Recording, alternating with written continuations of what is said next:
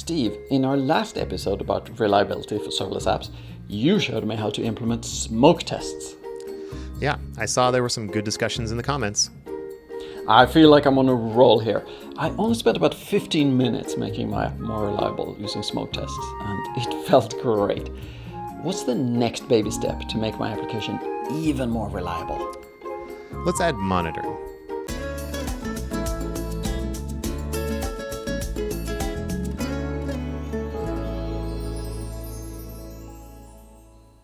Steve, you told me the other day that you have experience in reliability engineering. That's right. I was a site reliability engineer, or SRE, inside of Google for over a decade. I worked on search, Android, YouTube, and cloud. Now my job is helping developers understand how to build reliable systems on the cloud. Excellent.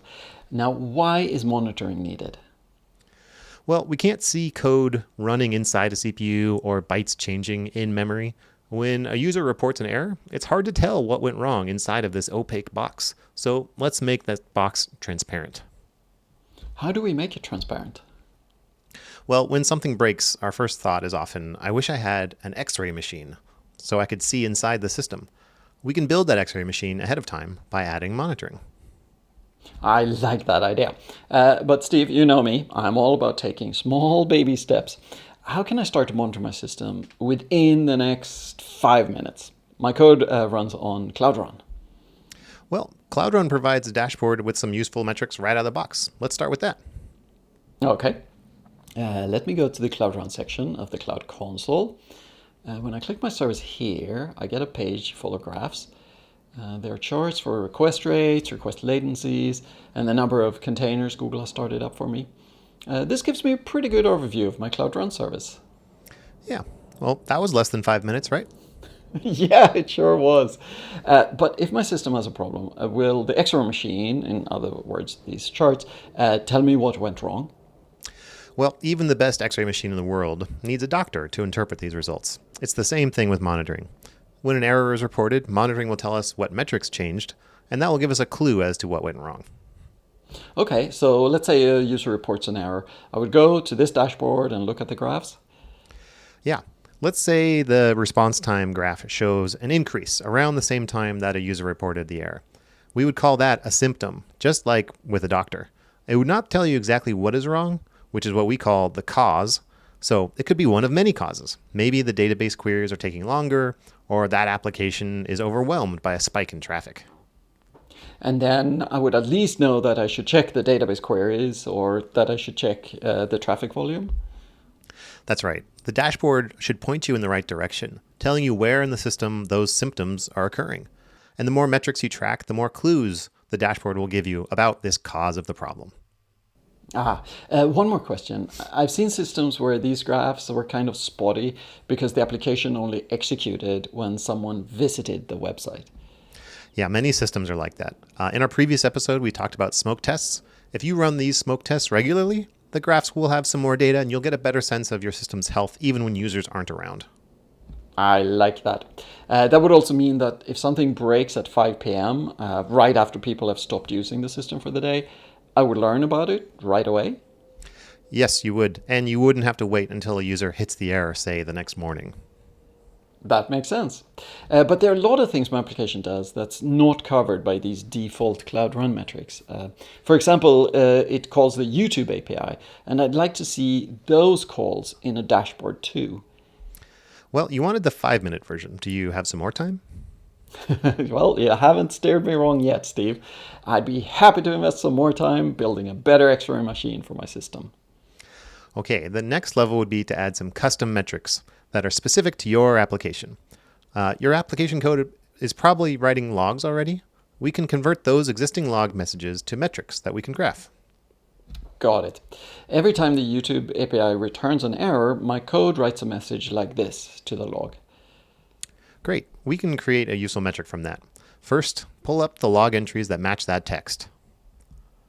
Then create a counter metric. This will tell us how often this entry appears in the logs. If the rate of this counter goes up, there may be a problem in the system. Okay, I'll enter a name for the metric. Then I click Create Metric. Looks like I can explore the new metric here. I'll click that. There isn't any data yet, but I will save the chart. I'll put it in a new dashboard. Done. All right. Well, does your application write any other log messages? Well, every time a user opens the web page, a pretty heavy database query runs to find the videos that they subscribe to. And the code is triggered by a GET request to this endpoint. Okay, we can create a distribution metric from that. This will let us create percentile latency graphs. For example, if we see that the 95th percentile for database queries is 100 milliseconds, that means that 95% of queries took 100 milliseconds or less. Why don't we just measure the average time? Well, using an average would hide a lot of the interesting characteristics of your system, which would prevent us from learning more about it. Response times tend to vary a lot. Some responses are very fast and others very slow. They might have extreme outliers, which would be totally hidden from view if we use the average. These are actually the cases that we care about the most, so let's not hide them. And that's where percentiles come in? Yeah, we can use percentiles to better visualize the distribution. This gives us a view over time of the shape of the distribution, like how slow were the slowest and how fast were the fastest. And how does user experience play into these percentiles?